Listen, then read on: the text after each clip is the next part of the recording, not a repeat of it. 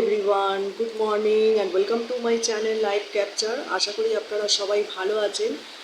আর আজকের ওয়েদারটা সম্পর্কে আপনাদের কিছু বলতে হবে না, আশা করি আপনারা দেখতেই পাচ্ছেন প্রচুর বৃষ্টি এক একটা জায়গায় হচ্ছে। আমাদের এখানেও মাঝে মাঝে যে বৃষ্টির পরিমাণটা এখন দেখতে পাচ্ছেন সেটা মাঝে মাঝে হচ্ছে, আবার থেমে যাচ্ছে, আবার হচ্ছে। সব জায়গায় তো সমান হচ্ছে না, তবে ঝড় যেটা পরিমাণ হওয়ার কথা ছিল আমাদের এখানে, আমি সেই ঝড়টা ফিল করতে পারিনি। ঝোড়ো হাওয়া বইছে সারা রাত্রির ধরে, হ্যাঁ এখনও সেম ঝোড়ো হাওয়াটা বইছে, আবার বৃষ্টি হচ্ছে, আবার থেমে যাচ্ছে, এইরকম হচ্ছে। কাদের কাদের বা কি যেরকম কে কেমন কোথা থেকে রয়েছেন আমাকে একটু কমেন্ট বক্সে অবশ্যই জানাবেন। এখন বাজে সকাল 8টা, তাই আর কি করব, বসিয়ে দিয়েছি চা। এই যে দেখুন চা আমার ফুটছে অলরেডি, হয়েও গেছে। চলুন চাটা ছাঁকি, চাটা খেয়ে ফুল আর এনার্জি নিয়ে আজকের দিনটা শুরু করি। আর সারাদিন যা করবো না আপনাদের সাথে শেয়ার করতেই থাকবো। চলুন এখন চাটা খাই, সবাই আমার চায়ের জন্য ওয়েট করছে। চাটা করে টিঙ্কুকে নিচে চাটা দিয়ে এসেছি। আজকে আমি আর আমার শ্বশুরমশাই ওপরে দালানে বসে বসে চা খাচ্ছি, আর মাঝে মাঝে একটু একটু করে আমার শ্বশুরমশাইয়ের জ্ঞানের কথা শুনছি। ওনার প্রচুর জ্ঞান, প্রচুর অভিজ্ঞতা, জানেন তো। উনি এখন বসে বসে প্রকৃতির মানে মনোরম দৃশ্য অনুভব করছেন। বাইরে ঝোড়ো ঝোড়ো হাওয়া দিচ্ছে, বৃষ্টি পড়ছে, মেঘলা ওয়েদার, আর বড় ঝোড়া ঝোড়া জ্ঞান। মানে ওনার জ্ঞান শুনলে আপনারাও মাঝে মাঝে পাগল হয়ে যাবেন। সেই জন্য আমি ভিডিওতে খুব কম ওনার জ্ঞান শোনাই, জানেন। আমি আমার তো শাশুড়ি মা নেই, আমি মাঝে মাঝে ওনাকে ইয়ার্কি করে বলি, আপনি যে কেন আবহাওয়া দপ্তরে কাজ করলেন না, আপনি যে কেন অন্য জায়গায় কাজ করলেন সেটাই বুঝে পাই না। উনি বলেন সেটাই ভুল হয়ে গেছে, চাকরিটা আমার আবহাওয়া দপ্তরেই করা উচিত ছিল। এই রকম খুনসুটি ইয়ার্কি ঠাট্টা আমাদের দুজনের মধ্যে মাঝে মধ্যে হয়ে থাকে। কি আর করব, গল্প করার একজন লোক চাই তো, কত আর বোন একা একা টিঙ্কুর সাথে কথা বলবো, তাই আর কি। চলুন চাটা খাই তাহলে। ওয়েদার খুব খারাপ, তাই গাছ থেকে যতটুকু সম্ভব অল্প বিস্তর ফুল তুলে মাকে সাজিয়ে গুছিয়ে পুজোটা কমপ্লিট করে নিয়েছি। আর পুজো করতে আসার আগে সবাইকে ব্রেকফাস্টও দিয়ে দিয়েছি। ঠিক আছে, দেখতেই পাচ্ছেন আমার পুজো করা হয়ে গেছে। চলুন এবার নিচে যাই। আর দেখছেন কালকে পুজো বৃষ্টির জন্য আমরা সমস্ত ছোট ছোট গাছগুলোকে কেমন ভেতরে ঢুকিয়ে দিয়েছি। বলেছিলাম না গাছগুলো, ছোট ছোট গাছগুলোকে যতটা পারবো ভেতরে ঢুকিয়ে দেবো।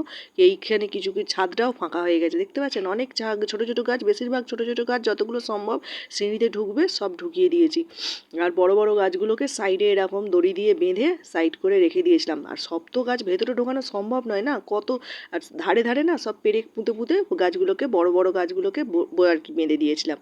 আর এদিকে টিঙ্কু কী করছে জানেন, কালকে তো বৃষ্টির জন্য পায়রাগুলোকে খোপের ভেতরে খেতে দেওয়া হয়েছিল, বাইরে বেরোতে পারেনি। আজকেও কত কত মানে পায়রাগুলো কালকে না বৃষ্টির ঝাপটাতে মানে ঝোড়ো হাওয়াটাতে না আরও ভিজে গেছে, দেখছেন সব মানে ভিজে একবারে জাপ হয়ে গেছে ঝোড়ো হাওয়ার জন্য। বৃষ্টিটা যদি দাঁড়িয়ে হতো তাহলে এত পায়রাটা ভিজতো না। ঝাপটা মানে প্রোটেকশান নেওয়া সত্ত্বেও, এই ঝাপ সামনে পর্দা দেওয়া সত্ত্বেও প্রত্যেকটা পায়রার খোপে জল ঢুকে গেছে। টিঙ্কু রেনকোট পরে তাই পায়রার খোপ পরিষ্কার করছে। খোপ পরিষ্কার করে না দিলে ওরা তো খেতেও পারবে না। আর বৃষ্টিতে বাইরে যে গমটা দেবে, গমটাও তো ভিজে যাবে। সেই জন্য দেখুন ওদের ভেতরেই আজকে খেতে দিয়েছে, বাইরে খেতে দেয়নি। আর বাইরেতে ঝোড়ো খুব হাওয়া দিচ্ছে, বাইরের পর্দা গেটটাও তাই খুলে যাচ্ছে। তা বারবার টিঙ্কুকে তাই বলছি, তুমি আগে গেটটা দাও, নাহলে পায়রা বেরিয়ে গেলে এই এর মধ্যে ওয়েদারে আর পায়রা ঢোকাতে পারবে না। ঠাকুর ঘরে তো কিছু গাছ ঢুকিয়েছি, আর এই যে নিচে সিঁড়ির ভেতরেও কিছু কিছু গাছ রেখে দিয়েছিলাম কালকে রাত্রে বিকালবেলা, জানেন। আর এই যে বড় বড় গাছগুলো কিছু কিছু গাছ কালকেই ঢুকিয়ে দিয়েছিলাম, দেখতেই পাচ্ছেন। আর কালকে যে ঝোড়ো হাওয়া দিয়েছে তাতে না এই মাধবীলতা ফুলের গাছটা ওপর থেকে পুরো নিচের দিকে নেবে, এদিকে কামিনী ফুলের গাছের ওপর পুরো পড়ে গেছে। আর কালকে প্রোটেকশন নিয়েছিলাম বলে আম গাছটা বেঁচে আছে আপাতত, আম গাছটার কোনো ক্ষতি হয়নি, জানেন। দড়ি দিয়ে বেঁধে দিয়েছিলাম, আর যেখানটা কেটে গিয়েছিল সেইখানটা ব্যান্ডেজের মতন করে একটা কাপড় দিয়ে বেঁধে দিয়েছিলাম, যার জন্য আম গাছটা ঠিক আছে। আর গেটের ওপরে যে মাধবীলতা ফুল গাছটা ছিল না, ফুল গাছ থেকে কত ফুল যে খসে পড়েছে, জোরে বলবো। আর বৃষ্টি পড়বে, জানলার ধারে বসে থাকবো, তারপরে একটা গল্পের বই পড়বো, কিংবা একটা গানের রবীন্দ্রনাথের গান শুনবো। এইরকম কার কার ভালো লাগে? আমার খুব ভালো লাগে, জানেন তো। কিন্তু ভালো লাগলেই তো আর হলো না, ইচ্ছা থাকলে অনেক সময় কিছু উপায় করে হয় না, উপায় হয়ে ওঠে না। সেই হয়েছে আমার অবস্থা। আকাশের এরকম ঝড় বৃষ্টির ওয়েদার, ইচ্ছা তো করছে যেগুলো বললাম সেগুলো, কিন্তু সেটা তো আর সম্ভব নয়। আমরা হচ্ছে গেরস্থ বাড়ির বউ, তাই আমাদের কাজ আমাদেরকে করতেই হবে। এই অলরেডি বসিয়ে দিয়েছি ডিমের ঝোল আর ভাত। ভাত অলরেডি ফুটিয়ে নামিয়ে রেখে দিয়েছি, আর এখানে রয়েছে ডিমের ঝোল ফুটছে। আর একটু পটল ভাজা, বেগুন ভাজা আর করলা আলু ভাজা হবে, ঠিক আছে।